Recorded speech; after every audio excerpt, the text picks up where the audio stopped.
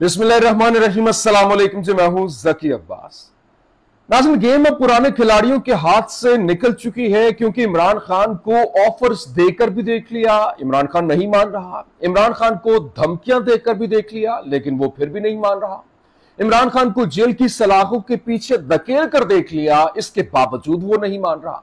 जब ये सारे हरबे इस्तेमाल कर लिए, इसके बावजूद वो मानने के लिए तैयार नहीं है, तो अब जनाबे वाला इमरान खान के साथ सुलह की कोशिशें शुरू हो गई हैं और इमरान खान को मनाने के लिए एक ताकतवर तरीन शख्सियत की एंट्री हुई है। और यह शख्सियत पाकिस्तान से नहीं है,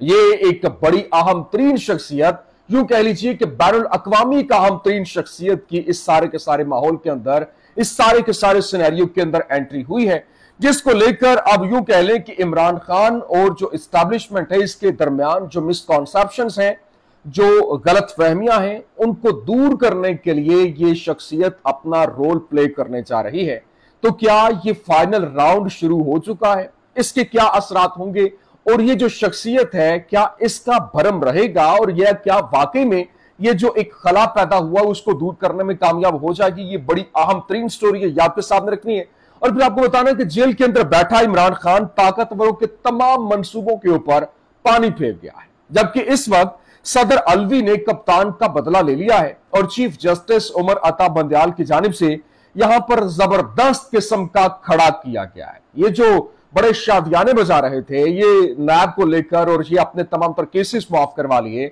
लेकिन जाने से पहले ये जो 16 सितंबर को चीफ जस्टिस जा रहे हैं, लेकिन उससे पहले एक जबरदस्त किस्म का पीडीएम को धचका लगने जा रहा है। वो क्या है, तमाम तर डिटेल्स वन बाय वन आपके सामने रखते हैं। अच्छा नाज़रीन, सबसे पहले बात कर लेते हैं, ये जो मैंने आपको बताया कि इमरान खान को मनाने की कोशिशें कर ली गई, इमरान खान को धमकाने के बावजूद वो नहीं माना, इमरान खान को ऑफर्स की गई, वो उसने ऑफर्स ठुकरा दी, उसने ऑफर को मानने से इनकार कर दिया कि मैं इस मुल्क के अंदर हूं, ये मुल्क मेरा घर है, ये मैं नहीं छोड़ के जा सकता। जब ये सारे के सारे हरबे इस्तेमाल कर लिए, हत्ता कि इमरान खान को बिहाइंड द बार्स भेज दिया गया, जेल की सलाखों के पीछे धकेल दिया गया और वहां पर एक मुकदमा तोशा खाना, वहां पर 20-21 दिन उसको जेल के अंदर रखा, वो मुकदमा उड़ गया, फिर साइफर का खेल रचाया गया, अब वो भी उड़ने जा रहा है। तो सब कुछ इनके सामने था कि ये तो कहानी हमारे हाथ से निकल चुकी है। तो अब जब ये सारे का सारा खेल हो गया है, तो इस वक्त एक अहम तरीन बैनुल अक़वामी शख्सियत की एंट्री हुई है। और आपको मालूम है कि जब भी पाकिस्तान किसी ऐसे दोराहे के ऊपर खड़ा होता है तो अरब ममालिक से एक जबरदस्त किस्म की एंट्री होती है। आपने देखा होगा कि जो सऊदी अरेबिया है उसका किरदार, चाहे वो नवाज शरीफ साहब हो या फिर पाकिस्तान के अंदर जो भी एक अजीब सी सिचुएशन हो, तो जमहूरियत को डीरेल होते हुए या फिर इस्टेब्लिशमेंट और जो भी पॉलिटिकल लीडरशिप है उसके दरमियान जितने भी एक कशीदगी पाई जा रही हो, तो उसको दूर करने के लिए किरदार अदा करते हैं। अब आपने ये खबर सुन ली होगी कि जो शहजादा मोहम्मद बिन सलमान है वो 10 सितंबर को पाकिस्तान आएंगे और 6 घंटे के लिए वो पाकिस्तान के अंदर ठहरेंगे। लेकिन इसके अंदर जो मैं आपके सामने एक पर्सपेक्टिव रखने जा रहा हूं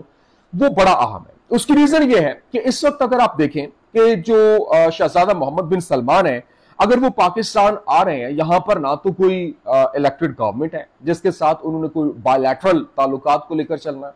और ना ही कोई ऐसा मुआहिदा होने जा रहा है, ना ही कोई ऐसी डील होने जा रही है। जब ऐसा कुछ भी नहीं है तो इस सिचुएशन के अंदर, जबकि निगरान सेटअप कोई मुआहिदा कर नहीं सकता, इंटरनेशनल जो ममालिक हैं बैनुल अक़वामी सतह के ऊपर दूसरे ममालिक के साथ कोई डील नहीं कर सकता, कोई जो मुज़ाकरात, क्योंकि 3 महीने का एक इंटरम सेटअप है तो वो तो नहीं कर सकता। तो इसके बावजूद शहजादा मोहम्मद बिन सलमान जो है वो पाकिस्तान क्या करने आ रहे हैं? इसका मतलब ये है क्योंकि इस वक्त आपको मालूम है कि पाकिस्तान दोराहे के ऊपर खड़ा है और पाकिस्तान को इस वक्त पाकिस्तान के अंदर जो तबाही मची हुई है, एक खाना जंगी, अल्लाह न करे अल्लाह न करे अल्लाह न करे ऐसा हो, लेकिन खाना जंगी की इसी सूरत हाल बनती हुई दिखाई दे रही है। लोग घरों से बाहर निकल कर बिलों को जला रहे हैं, आग लगा रहे हैं, और यहां पर इस वक्त अगर जरूरत है तो वो जिस तरह से हारून रशीद साहब की जानिब से कहा गया था कि इस्टेब्लिशमेंट और इमरान खान के तमाम तरह गलतफहमियां दूर होने के बाद ही पाकिस्तान स्टेबिलिटी की तरफ जा सकता है, क्योंकि इस वक्त अशद जरूरत यह है कि पाकिस्तान का जो एक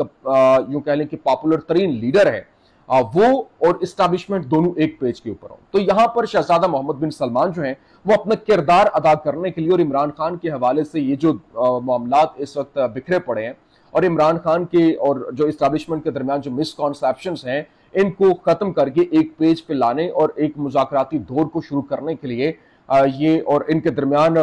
जितनी भी खलीज है उसको खत्म करने के लिए एक अहम तरीन रोल प्ले करते हुए दिखाई दे रहे हैं। और इस हवाले से बाखबर जराए जो है वो ये दावा भी करते दिखाई दे रहे हैं कि इमरान खान और इस्टेब्लिशमेंट के दरमियान जितनी दूरियां वो अब खत्म होती आपको दिखाई भी देंगी। और अल्लाह करे ऐसा हो, क्योंकि पाकिस्तान इस चीज का मुतहम्मल अब नहीं हो सकता। एक तो ये बड़ी अहम तरीन स्टोरी थी, मैंने कहा आपके सामने रखते हैं। अच्छा, अब दूसरी जानिब जो मैंने आपको बताया कि इस वक्त जो सदर पाकिस्तान डॉक्टर आरिफ अलवी हैं, उन्होंने कप्तान का बदला ले लिया। आपको मालूम है कि पहले कहा जाता था इमरान खान के हवाले से कि आप जो है पंजाब और केपीके की असम्बलियां तहलील करें, इलेक्शन ले लें। इमरान खान ने असम्बलियां तहलील की, इलेक्शन उन्होंने दिए नहीं।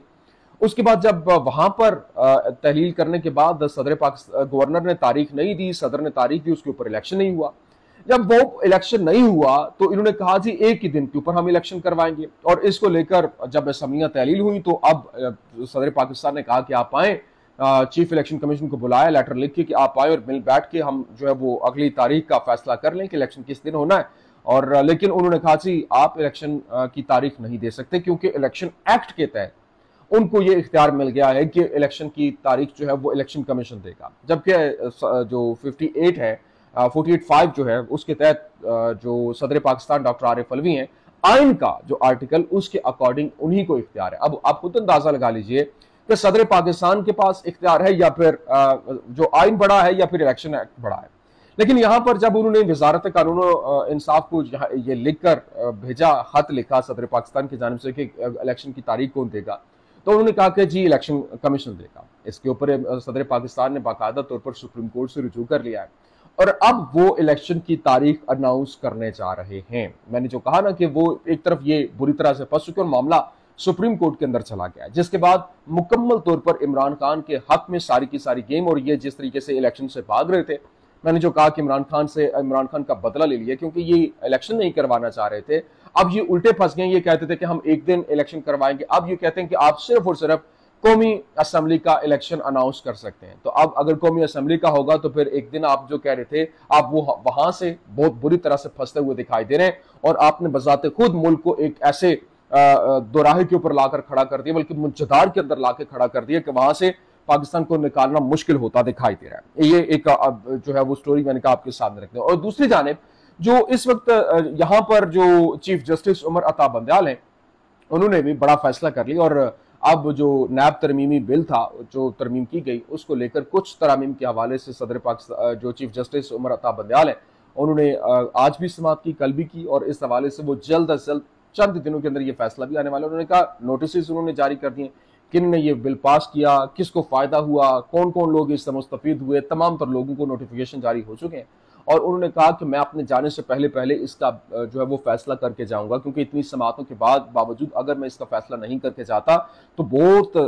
बड़े सवालिया निशान होगा जुडिशरी के ऊपर। तो इसका मतलब ये है कि ये जो इन्होंने फायदे लिए हैं, इसका अल्टीमेट नुकसान इनको होने जा रहा है और ये रिवर्स होते अब दिखाई दे रहे हैं। अब एक और खबर जाते जाते ले लीजिए, क्योंकि इस वक्त ये जिस तरीके से साइफर साफर खेला जा रहा है और साइफर कैसे रंग बदल रहा है, क्योंकि पहले कहा कि साइफर झूठ है, फिर कहा कि साइफर आधा सच है, फिर कहा कि साइफर है तो सच मगर फजूल है, फिर कहा कि साइफर गपशप है, फिर कहा कि साइफर नहीं कागज का एक टुकड़ा है, और फिर कहा कि साइफर हमारे पास है, फिर कहा कि साइफर चोरी हो गया है, और फिर कहा कि अब हमें कोई साइफर नहीं भेजेगा, साइफर डिक्लासिफाई हो गया है, साइफर लीक हो गया है, और फिर यह कहा गया कि साइफर पर बिल पेश हो गया है, साइफर को सदर ने मंजूर कर लिया है, फिर कहा कि साइफर तो सदर ने मंजूर किया ही नहीं, और फिर कहा कि साइफर के मतन को लीक करना गद्दारी है, फिर साइफर कानून बगैर पेशी गिरफ्तारी हो गई, और फिर साइफर मुल्जिम जो है वो अदालत में पेश होगा, फिर साइफर मुल्जिम के बजाय जज जेल के अंदर जो है वो पेश हो गया। अब ये चीजें जो है वो बड़ी खुलकर सामने आ रही हैं और यूं कह लीजिए कि एक्सपोज होती दिखाई दे रही हैं, क्योंकि इस वक्त जो सिचुएशन है वो मुस्तफा नवाज खोकर की मुझे बात याद आ रही है। उन्होंने कहा था कि नौजवान पीटीआई के अलावा किसी और जमात को मानने के लिए ही तैयार नहीं है, और इस वक्त मुल्क में सिर्फ एक पोजीशन है और वो है पीटीआई। अब वो आप खुद अंदाजा लगा लीजिए कि इस वक्त जो पूरे पाकिस्तान के अंदर जो हालात बने हुए हैं, अवाम भरपूर तरीके से पाकिस्तान तहरीक इंसाफ के साथ खड़ी होती दिखाई दे रही है, और यहाँ तक कि जो अवाम है वो अपने बिल जला रही है। हर जगह के ऊपर इकट्ठे होकर लोग बिलों के सिविल नाफरमानी की तहरीक जो है वो शुरू किए हुए हैं। और पाकिस्तान पर मुझे हैरानी होती है कि ये जो पीपल्स पार्टी और मुस्लिम लीग 8 बार हुकूमतें कर चुके हैं और दोनों पार्टियां पिछले 50 साल से बारी बारी इक़्तिदार लेती रही हैं, लेकिन अभी जो बिजली के हालात हैं, बिजली का 1 यूनिट जो भारत के अंदर 6 रुपए का है, बांग्लादेश के अंदर 7 टके का है, अफगानिस्तान के अंदर 4 अफगानी रुपयों का है, जबकि श्रीलंका में 27 श्रीलंकन रुपए का है, लेकिन पाकिस्तान में इस वक्त 60 रुपए तक पहुंच चुका है। आप अंदाजा लगाइए कि ये दोनों जमातें कह रही हैं कि एक हमें और मौका दें तो मुल्क की हम जो है वो मुल्क को संवार के रख देंगे, मुल्क की तकदीर बदल के रख देंगे। आप खुद अंदाजा लगाइए कि ये जो लोग हैं ये सिर्फ और सिर्फ हामिद मीर वाली बात की, ये सिर्फ और सिर्फ अपने मफाद के लिए इकट्ठे होते हैं, पाकिस्तान के लिए कभी इकट्ठे नहीं होंगे। ये कुछ अहम तरीन अपडेट्स थी। उम्मीद करते हैं वीडियो आपको पसंद आई होगी। पसंद आने की सूरत में लाइक कीजिए, शेयर कीजिए और हमारे चैनल को सब्सक्राइब करना मत भूलिएगा। पाकिस्तान जिंदाबाद।